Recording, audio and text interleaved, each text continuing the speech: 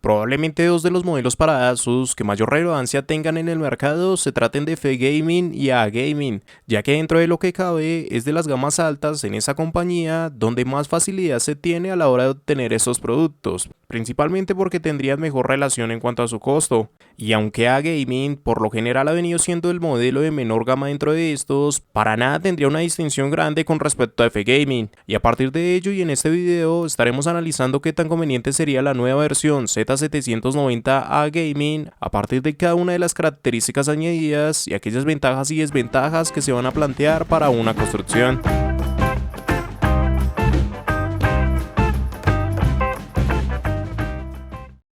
Pero antes de todo, recuerda pasarte por el enlace en la descripción, donde estarás encontrando los mejores precios para esta placa base, desde Amazon y de una forma segura.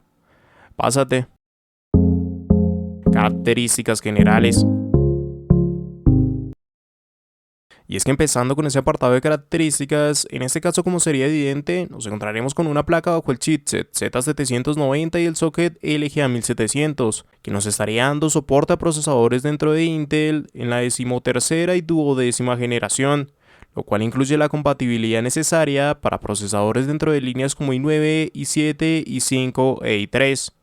Y ante lo cual, en la descripción encontrarás un enlace constantemente actualizado con cada uno de los procesadores compatibles. Ya para el lado de su memoria RAM, este sería un modelo en el que de momento tan solo se presenta una versión para memorias de tipo DDR4, en un máximo de 128 GB y lo que a su vez nos da un máximo por módulo de 32 GB. En cuanto a la frecuencia en cuestión, se limitaría a la misma a 3200 MT sin ningún tipo de modificaciones. Y estas modificaciones lo debemos tener presente, ya que a su vez se cuenta con el soporte con perfiles XMP, con los cuales podemos alcanzar frecuencias de hasta 5333 MT. Para el caso del modelo en DDR5, probablemente en el futuro ya esté presente el mismo, pero de momento tan solo tendríamos disponible esta versión en DDR4. Si es que nos situamos en su almacenamiento, en este caso contaremos con 4 puertos SATA de 6 GB por segundo, que pueden ser configurados en modo RAID 0, 1, 5 y 10. Adicional a esto encontraremos 4 M.2, cada uno de estos contaría con soporte para PCI Express 4.0, además de añadir soporte para SATA desde el cuarto M.2. En cuanto a su formato, desde el segundo al cuarto M.2 se contaría con la compatibilidad en tarjetas de formato desde el 2242 hasta el 2280. Para el M.2 principal, esta compatibilidad iría en tarjetas de formato desde el 2242 hasta el 2210. En cuanto a sus puertos de expansión, se nos presentarían 3 PCI Express con formato X16. El principal dentro de los mismos contaría con soporte para PCI Express 5.0 y correrían esas 16 líneas disponibles, mientras que las dos conexiones adicionales tendrían soporte en PCI Express 4.0 y estarían corriendo por 4. Cada una de estas características estarían acompañadas junto al códec de audio ALC 4080 y en conjunto a esos apartados se añadiría la tarjeta X210 que nos va a estar suministrando tanto Wi-Fi 6E como Bluetooth 5.2. Y ya, dentro de sus conexiones internas y fuera de un carácter común para el funcionamiento propio del sistema podemos encontrar una conexión OPT para el CPU, una conexión para bombas de agua, 5 conexiones para ventiladores externos, un encabezado hacia USB 3.2 de segunda generación por 2 tipo C, un USB 3.2 de primera generación tipo A, 2 USB 2.0, 3 conexiones de tipo ARGB de segunda generación, una conexión de tipo ERGB, una conexión para sensores de temperatura y un encabezado para tarjetas en Thunderbolt. Así como también para el lado de las conexiones externas se nos presentarían un DisplayPort, un HDMI, 2 USB 2.0, 4 USB 3.2 de primera generación tipo A, 3 USB 3.2 de segunda generación, 2 de tipo A más 1 de tipo C, un USB 3.2 de segunda generación por 2 tipo C, una conexión hacia RJ45 de 2,5 GB, una conexión para audio óptico, 5 conectores de tipo jack y adicional a ello encontraríamos tanto la utilidad de BIOS Flashback Button como Clear Seat Mode Button. Ya por último nos encontraremos con un VRM que va a contar con un total de 17 fases de alimentación, las cuales estarían completamente recubiertas por una disipación pasiva, siendo una placa de formato ATX, a partir de la cual se añade un modelo con una excelente base tanto de parte de la conectividad y sobre todo del VRM, como la principal mejora ante esta misma alternativa en la pasada generación.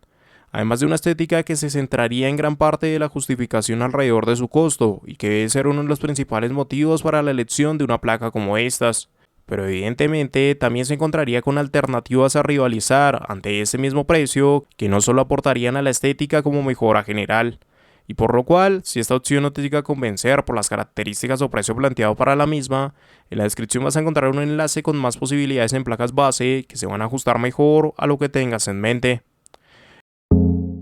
Entrega de energía. Al hablar sobre el VRM de este modelo, de nuevo nos vamos a encontrar con una separación mínima de lo que sería la versión F Gaming. En total encontraremos que se añadirían 17 fases de alimentación, entre lo que serían 16 destinadas para su VCore más una para su SOC.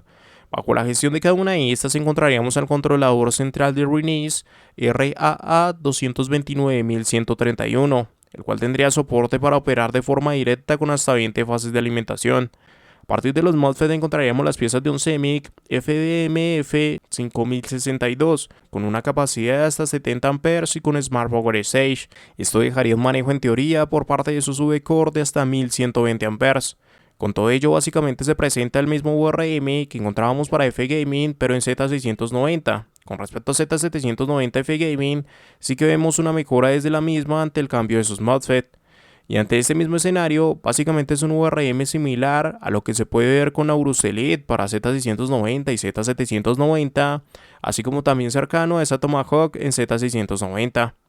Por lo que precisamente estaríamos hablando de un excelente diseño, inclusive determinado para esa gama alta, y es por lo mismo que tanto esta como el resto de esos modelos mencionados serían alternativas con las cuales podemos incluir una línea de procesadores con i9 sin problema alguno e inclusive planteando modificaciones en OC bajo las dos generaciones. No va a ser el mejor VRM, pero en pocas ocasiones necesitaremos de apartados por encima del mismo. ¿Con qué ventajas nos vamos a encontrar?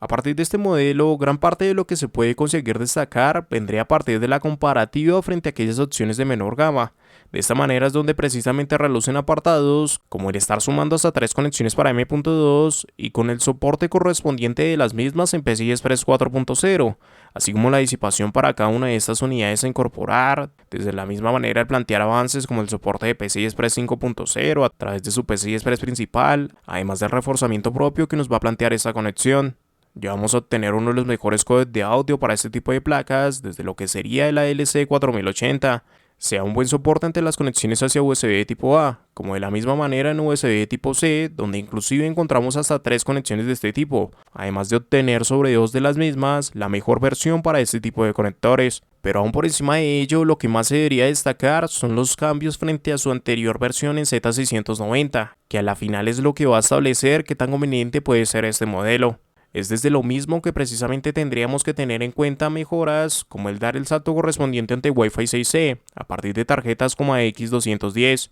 el que se añade una tercera conexión hacia PCI Express con el formato X16 y aún sobre todo ello, lo más importante sería tanto el cambio estético que se da con respecto a la anterior versión y sobre todo la mejora de parte de su VRM bajo la sustitución de los componentes que la separaban de la anterior versión de F Gaming. Además de que en hilo con ello, también el que se cuente con una BIOS de fábrica bajo el soporte de esa 13ª generación es otro de esos aspectos adicionales a tener presente. ¿Con qué desventajas nos vamos a encontrar?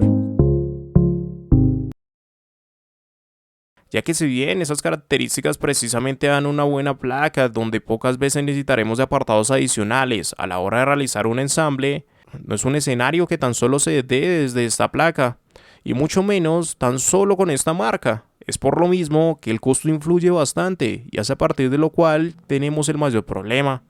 Tanto desde una primera parte donde el aumento en el costo no representa ni siquiera la mejora que se da frente a su versión en Z690, porque a la final son casi $80 de diferencia entre modelos, donde la mínima mejora en VRM nos lleva a escalar a tal precio. Y aún por fuera de ello nos encontramos con el resto de alternativas en las demás compañías, donde por ejemplo, modelos como Z690 Aorus Elite, que ya establecen apartados muy similares con un VRM en las mismas condiciones y hasta una conectividad bastante cercana, aunque ante mínimas diferencias no vitales, consigue más de $150 de diferencia, justificados por parte de Z790A por su estética, codec de audio, además de una que otra conexión. Pero es que inclusive, bajo el mismo rango de precio, sea un escenario tan absurdo como que podamos comparar esta placa frente a Carbon of Force dentro de Z690, las cuales no solo igualan a esta en conectividad, sino que a la par aportan mejores URMs. Y ahí para allá la lista sigue, con Aorus Pro, Ultra y Master en Z690, que se siguen encontrando en este mismo rango de precio y aportan mejores URMs, e inclusive, sin dar el salto directo hacia Z690 y quedarnos en Z790, tanto Tomahawk como Edge, que de hecho tiene una estética similar, nos van a plantear mejores URMs. Por lo que puede ser una buena placa, pero si su costo no es acorde con esos apartados, realmente tan solo se va a apoyar de su estética para justificar el valor de esta, sin a su vez ser tan relevante como para que valga de todo la pena. En conclusión, cuando miramos muchas de estas placas en Z790, tan solo se ve un chipset que trae muy pocos cambios, pero un costo alto con respecto a los modelos de su anterior versión. Y si le añadimos a esto una compañía como Asus, donde los costos cobran poco sentido con respecto a las características, pues nos encontramos con una placa como esta, Asus ROG Strix Z790A, un modelo que si bien añade muy buenos apartados para una gama alta, y ante pocos añadidos a echar en falta, por lo menos ante la mayoría de usuarios, si es que miramos su precio, el mismo tan solo se va a justificar desde un apartado estético, que con respecto a las mejoras de otros modelos ante este mismo valor, es bastante poco a destacar, por lo que evidentemente no es una placa que recomiende, y todo se va a centrar alrededor tanto de la estética como de la propia marca si es que vas a decidir por la misma. Cuanto a esta misma recomendación y hacia otros modelos, realmente tienes muchas opciones. Bajo características similares, pero un costo más acorde, encuentras Aorus Elite en Z690 y Z790. Además de que dentro de Z790 también encontraremos a Edge como Tomahawk, que nos van a plantear tanto un mejor URM y a la par una estética bastante similar. E inclusive ante el mismo precio de Asus, puedes sumar hasta un Aorus Master de Z690 con un salto en el URM impresionante y además de los modelos por debajo de esta, como Aorus Ultra Pro, que también nos darían mejoras y un costo más reducido. Por lo que si no es la estética o la propia confianza sobre la marca lo que impulse tu decisión hacia esta Z790A, realmente no hay nada en adición por lo cual valga la pena la misma ante el costo planteado. Y recuerda pasarte por el enlace en la descripción, donde estarás encontrando los mejores precios tanto para esta placa como el resto de las alternativas mencionadas, a partir de Amazon, con los mejores precios del mercado y de una forma segura. Pásate.